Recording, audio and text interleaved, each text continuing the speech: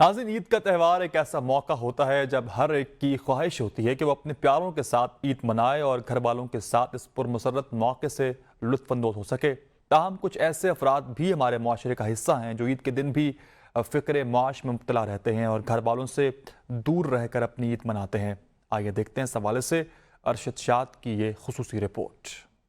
रमज़ान रोजे रखने के बाद अल्लाह की जानिब से ईद एक तोहफा है जो मुसलमान अपने अहले वयाल के साथ मनाते हैं। बच्चे ईदी वसूल करते हैं तो बड़े एक दूसरे से बगलगीर होते हैं और दावतें करते हैं। यूं इस्लामी खानदानी निज़ाम फिरोग पाता है। ताहम मजदूर तबका में ऐसे अफराद भी हैं जो इस पुरमुसरत मौका को महज वसाइल की कमी की वजह से अपनों से दूर परदेश में गुजारने पर मजबूर हैं।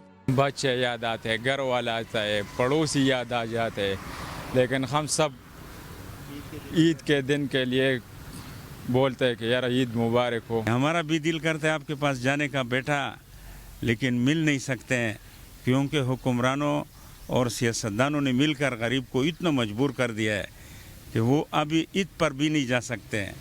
मजदूर कहते हैं घर वालों से दूर हैं मगर इन्हें याद करते हैं। बच्चे कॉल करके बुलाते हैं मगर जा नहीं सकते। अपने प्यारों की बात करते हुए मजदूर की आंखें नम हो गईं।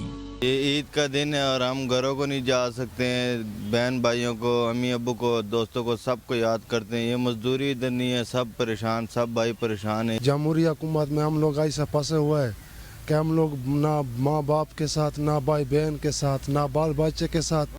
ईद के मौके पर हुकूमत को मुस्तहिक अफराद की घरों को वापसी के लिए इक़दामात करने चाहिए। फिक्रे माश में सरगर्दा इन मजदूरों की आंखें ईद के दिन अपने प्यारों से दूरी के तकलीफ दे जज्बात से तर हैं।